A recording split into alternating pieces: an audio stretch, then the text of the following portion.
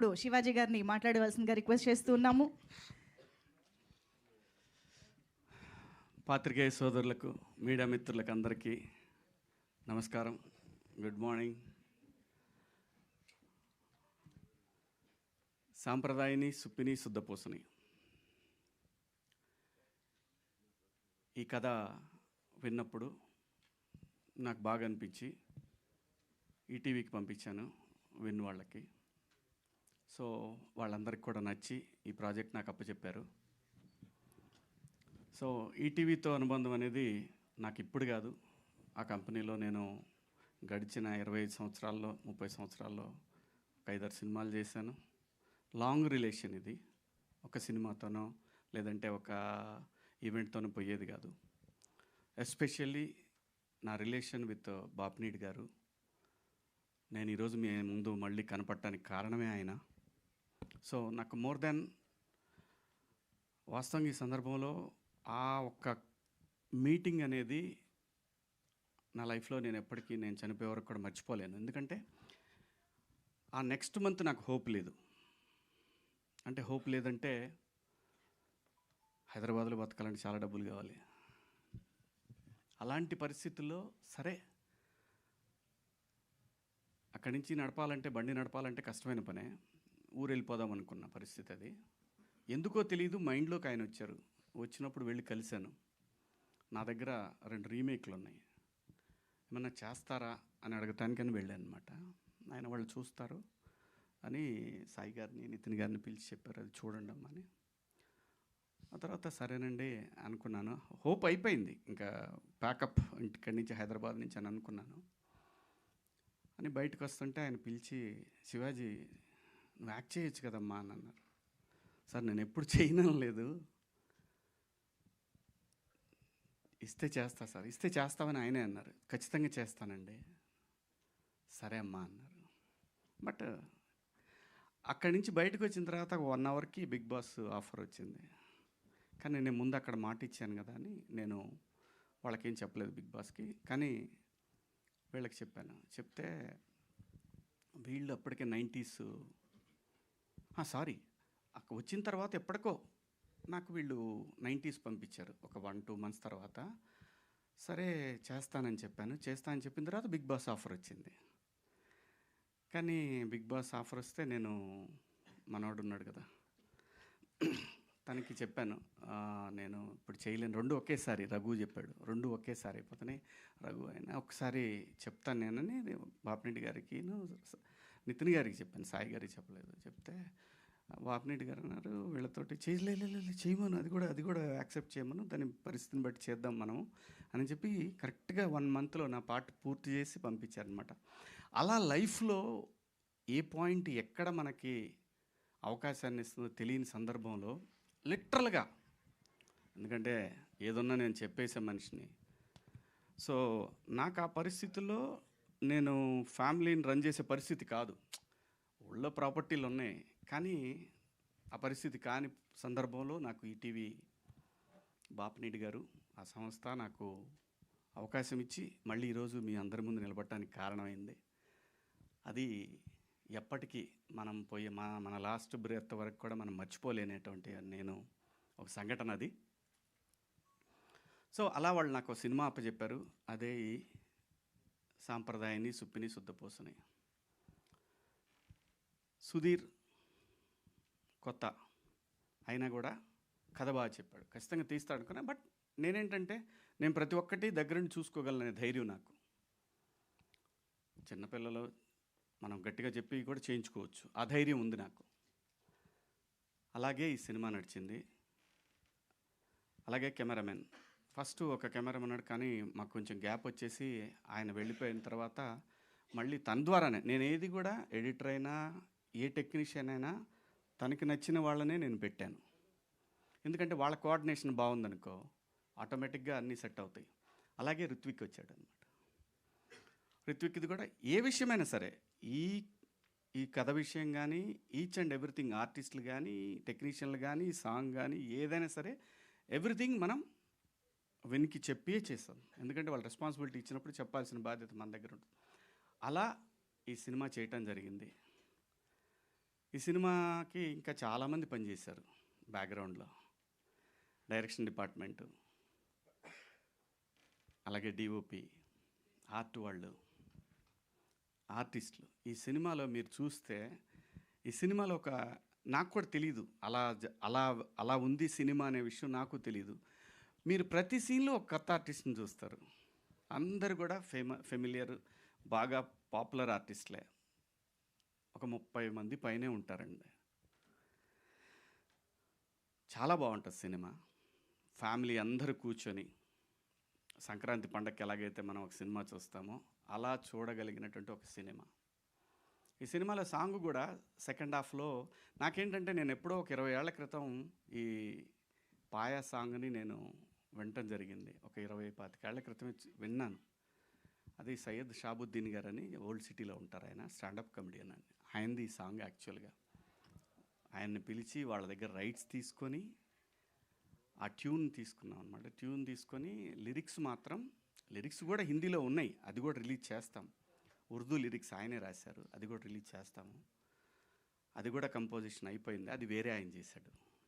So తర్వాత మనోడికి బోలేకి పిలిచి, బోలే హిందీది వర్కౌట్ అయ్యేట్టు కనపట్లేదు, ఇది నువ్వు తెలుగులో చేయగలవా అని చెప్పి పిలిస్తే మనోడు అసలు 2 డేస్లో బ్రహ్మాండంగా ఒక ఆర్డర్ సెట్ చేసి ఇచ్చాడు. ఇంకా తర్వాత చిన్నగా అన్నీ డెవలప్ అయ్యి బ్రహ్మాండంగా చేశాడు. థ్యాంక్ యూ బోలే. లిరిక్ రైటర్ కూడా, ఆయన పేరేంటి తెలుగుకి మర్చిన ఆయన పేరు, మనోజ్ అని ఆయన చేశారు, రాశారు. షాబుద్దీన్ గారి లిరిక్స్కి సిమిలర్గా ఉంటాయి, కానీ డెఫినెట్గా చాలా బాగా రాశాడు. ఉర్దూది ఒక రకంగా ఉంటే ఈ లిరిక్స్ ఇంకో రకంగా ఉంటాయి. అందరూ చాలా ఎవరిని ఏం అడిగినా సరే ప్రతి ఒక్కళ్ళు కూడా రైట్ ఫ్రమ్ డిఓపి. తను ఆల్బమ్స్ చేసేవాడు బాలీవుడ్లో. అలాగే ఇన్స్టిట్యూట్ నుంచి వచ్చాడు తను. జనరల్గా ఇన్స్టిట్యూట్ వాళ్ళు అంటేనే కొంచెం అంతా ఓ పద్ధతిగా సెటప్ పడుతుంది. మనకేం అలవాటు అయి ఉంటుంది, పెట్టు తీసేయని చెప్తాం. ఆ చిన్న వాళ్ళు ఏంటంటే కుర్రాళ్ళు కదా, ఏంటి వరుస పెట్టి తీసేయమంటాడు ఏంటి, లైటింగ్ టైం ఏంటానికి చిరంజీవి గారి సినిమానా ఇదే, శివాజీ సినిమా అనేవ్వండి నేను. అది అలాగే ఎడిటర్ మనోజ్ గారు కానివ్వండి, మా డైరెక్షన్ డిపార్ట్మెంటు శివ, మావాడు విక్రమ్, అలాగే మా డిఓపి డిపార్ట్మెంట్లో చాలామంది ఉన్నారు. మాధవ, సమిత్, సాయి, అందరూ కూడా అంతా యంగ్స్టర్స్. నాకన్నా ఎక్కువ కొంచెం చిన్నాళ్ళు. నాకు వాళ్ళకి పెద్ద డిఫరెన్స్ ఉండదు. ఇందాక లయ అంటుంది, నేను లయ మనం పోయే వరకు మనం ఎంగే, ఇది మాత్రం గుర్తుపెట్టుకో. అలాగే ఈ సినిమాలో రఘుబాబు గారు ఉన్నారు, పృథ్వీ గారు ఉన్నారు, అలీ గారు, చమ్మక్ చంద్ర, ధన్రాజ్, అలాగే నేను తమ్ముడు మీ ముందే ఉన్నాడు ప్రిన్స్. నిజంగా చెప్తున్నాను, చాలా బెస్ట్ యాక్టర్ ప్రిన్స్. చాలా డిఫరెంట్ షేడ్స్ ఉన్నాయి తనలో. ఈ సినిమా ద్వారా మీరు ఇంకొక రకమైన ప్రిన్స్ని చూస్తారు. అద్భుతంగా చేశాడు, మంచి ఆర్టిస్టు. ఇలా చెప్పుకుంటూ చాలామంది ఉన్నారు. చమ్మక్ చంద్ర ఉన్నాడు, రాకెట్ రాఘవ, చిత్రం సీను, ఇమ్మాన్యుయల్, మొత్తం మీకు 45 సీన్లు ఎన్నో ఉంటే 45 మంది ఆర్టిస్టులు కనబడతారు మీకు. ఎక్కడ కూడా ఒక్కళ్ళు కూడా రిపీట్ అయినట్టు కనిపించదు ఏ సీన్లో కూడా. ఆర్టిస్టులు కానివ్వండి, టెక్నీషియన్లు కానీ ప్రతి ఒక్కళ్ళు కూడా చాలా బాగా కోఆపరేట్ చేశారు. కాబట్టి ఈ సినిమాని అనుకున్న దానికన్నా ఒక 7-8 రోజులు ఎక్స్ట్రా పడింది అంతే తప్ప, కరెక్ట్గా యాజ్ ఇట్ ఈజ్ ఏమైతే అనుకున్నామో అన్ని రోజుల్లోనే చేశాము. నాకు ఈటీవీ విన్ సాయి గారు కానివ్వండి, ఏదైనా సరే ఒక మాట మీద అనుకొని పోతూ ఉంటాం అంతే తప్పితే పంతాలు పెట్టుకునే పరిస్థితి అయితే లేదు ఈ సినిమాకి ఖచ్చితంగా. ఎందుకంటే ఎనీడే ఇది విన్ సినిమా అంటే వాళ్ళ ఫండింగ్తో నేను చేసిన సినిమా. నా దగ్గర డబ్బులు లేకుండా వాళ్ళ దగ్గరికి వెళ్ళినప్పుడు నాకు వీళ్ళు నన్ను ప్రొడ్యూసర్గా సినిమా చేయమని ఇచ్చారు. అలాగే లయ గురించి ఎంత చెప్పినా తక్కువేనండి. ఎంత చెప్పినా సరే 6 గంటలకి 6:30కి షార్ట్ తీయాలంటే తను 3:30కి వచ్చింది లొకేషన్కి, అర్లీ మార్నింగ్. అలాంటి సందర్భాలు తను చేసినన్ని రోజులు ప్రతిదీ చెప్పుకోవచ్చు. అంత బ్రహ్మాండంగా కోఆపరేట్ చేసి ఈ సినిమాని ఎలాగైనా సరే ఇది ఒక మంచి హిట్ సినిమా అవ్వాలని తను చాలా కష్టపడింది ఈ సినిమాకి, చాలా సపోర్ట్ చేసింది. Thank you Laya, thank you so much. ప్రతి ఒక్కళ్ళు ఈవెన్ మావాడు కొంచెం అమెరికా కానీ ఏదైనా సరే తిట్టో బొట్టో లాక్కొచ్చేవాడిని, 7 వచ్చేసేవాడు. అందరూ జిత్తు డ్యాన్స్ మాస్టర్ జిత్తు, మన బండ్ల గణేష్ గారితో ఎరగదీసాడు మూమెంట్స్ అన్నీ కూడా. ఈ సందర్భంగా గణేష్ అన్న నాకు తెలిసి ఎవరు అడిగినా చేసేవాడు కాదు, ఎవరు అడిగినా చెయ్యడు 100%. ఎందుకంటే నేను ఇండస్ట్రీకి వచ్చిన దగ్గర నుంచి నాకు పరిచయం ఉండి నన్ను సపోర్ట్ చేసినటువంటి వ్యక్తి బండ్ల గణేష్ గారు. అంటే ఈజ్ లైక్ ఫ్యామిలీ. ఏది ఎలా ఏ విషయాలు ఎలా ఉన్నా సరే తను మాత్రం నాకు ఒక బ్రదర్ లాగా ఫ్రమ్ డే 1 96 నుంచి నాకు ఇండస్ట్రీకి వచ్చిన దగ్గర నుంచి 30 సంవత్సరాల నుంచి నాకు చిన్న అవసరాలున్నా నేను అడగకపోయినా నాకు ఇచ్చేవాడు. చాలా మంచిగా నాతోటి నా పట్ల ఒక సొంత తమ్ముళ్ళలాగా చూసుకున్నాను నన్ను. థ్యాంక్ యూ అన్న, థ్యాంక్ యూ సో మచ్. మీ పాదయాత్ర అద్భుతంగా జరుగుతూ ఉంది. మీరు ఆ ఏడుకొండల వాడి దగ్గరికి బ్రహ్మాండంగా మిమ్మల్ని ఆయనే తీసుకెళ్తా ఉన్నాడు. చాలా సంతోషంగా ఉంది. Thank you so much. మీరు ఈ సినిమాకి హెల్ప్ అయ్యే ఒక సాంగ్ చేశారు. థ్యాంక్స్ అన్న. అలాగే ఈ సినిమాకి ఆర్ఆర్ రంజిన్ రాజ్ మలయాళీ అండి. మీకు గుర్తుంటే కోటబొమ్మాళి అనే ఒక సినిమా చేశారు ఆయన. 4 months చేశాడండి ఈ సినిమాకి రీ రికార్డింగ్. 4 months పట్టింది. అంత బాగా చేశాడు సినిమా రీ రికార్డింగ్. తను యాక్చువల్గా ఈ ఫంక్షన్కి రాలేదు, ఇది సడన్గా అనుకున్న ఫంక్షను. డెఫినెట్గా వస్తాడు, నెక్స్ట్ ఈవెంట్కి తను ఖచ్చితంగా వస్తాడు. కొన్ని సీన్స్లో మీకు ఖచ్చితంగా అసలు ఆ సీన్ని అలా లేపేసిన సందర్భాలు కూడా మీకు కనిపిస్తూ ఉంటాయి. చాలా బ్రహ్మాండంగా చేశాడు. ఇంకా ఎవరన్నా మర్చిపోయానా? ఇంకెవరున్నారు? ఏడు దా తొందరగా పెద్దోడు అయిపోదాం అనుకుంటున్నాడు వీడు. నేను వద్దంట, ఎందుకంటే వీడు ముద్దుగా ఉంటాడు, ఇలా ఉండి చేస్తేనే చాలా సినిమాలు చేస్తాడు. మంచి ఆర్టిస్ట్ అండి. తెలుగు సినిమాలో one of the God gifted acting. దేవుడు తినికి నటుడిగా బతకమని పంపించాడు ఇక్కడికి. తొందరగా నటుడిగా ఎదగాలనుకున్నాడు. వద్దురా నువ్వు కొద్దిగా ఓపిక పడదామని చెబుతున్నాను మా వాడికి. మంచి ఆర్టిస్ట్ అండి. ఎప్పుడు ఫోన్ చేసినా సరే వాళ్ళ అమ్మ నాన్న కూడా బ్రహ్మాండంగా కోఆపరేట్ చేసి, ఎగ్జామ్స్ ఉన్నా కూడా అని అనలేను కానీ ఎగ్జామ్స్ అప్పుడు వాడు ఎగ్జామ్ అయిపోయిన తర్వాత మాత్రం గట్టిగా లాక్కొని వచ్చేసేవాడిని. చాలా బాగా ఇది చాలా సంవత్సరాల పాటు సినిమాలు చేయాలనే కోరిక నాకు. Thank you so much. Thank you Roshan, thank you.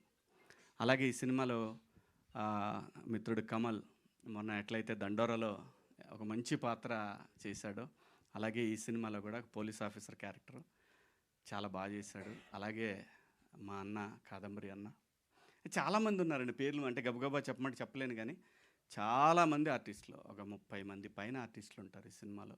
ప్రతి ఒక్కళ్ళు కూడా ఎవ్వరు కూడా నన్ను డేట్ చెప్తే ఇచ్చారు.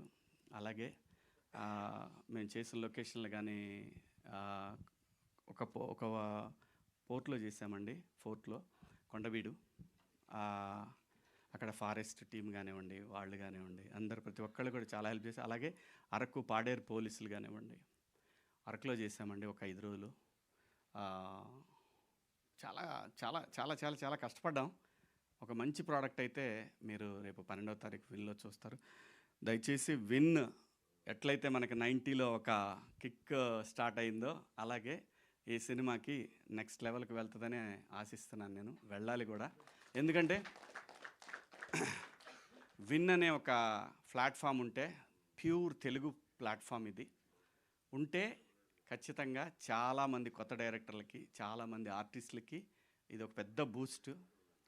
సో మీరందరూ కూడా రేపు 12వ తారీఖు తర్వాత డెఫినెట్గా ఎవరన్నా సబ్స్క్రైబ్ చేసుకొని వాళ్ళు ఉంటే, ఇండియా, అమెరికా, ఆస్ట్రేలియా, బయట దేశాల్లో ఉన్న ప్రతి ఒక్కళ్ళకి కూడా ఇది అవైలబుల్లో ఉంది విన్ యాప్. Please subscribe. ఒక మంచి కంటెంట్ రేపు 12వ తారీఖు మీ ముందుకు రాబోతుంది. Thank you so much. ఇన్నాళ్ళు సపోర్ట్ చేసిన ప్రతి ఒక్కళ్ళకి కూడా థ్యాంక్ యూ. అలాగే గత సినిమాలను ఎలాగైతే దండోరాని హిట్ చేసిన మీ అందరికి కూడా థ్యాంక్స్. ఈ సినిమాని కూడా సూపర్ డూపర్ హిట్ చేస్తారని ఆశిస్తూ సెలవు తీసుకుంటున్నాను. మీడియా మిత్రులకు థ్యాంక్ యూ. అలాగే మా వంశీ శేఖర్ ఇంకా మేము ప్రతిసారి చెప్పుకునేదే ఉండదు. మేము ఉన్నామంటే ఖచ్చితంగా మా వెనకాల వంశీశేఖర్ ఉంటారు. మీడియా మిత్రులు మీ అందరికి కూడా పేరు పేరున థ్యాంక్స్. వేణు వెంకట గారు అందరికి కూడా thank you so much. Thank you అండి. Thank you so much Shivaji గారు. యాక్టర్, ప్రొడ్యూసర్ ఇద్దరు స్పీచ్లు వినేసాం మేము ఒక దాంట్లోనే. Thank you so much Shivaji గారు. వెరీ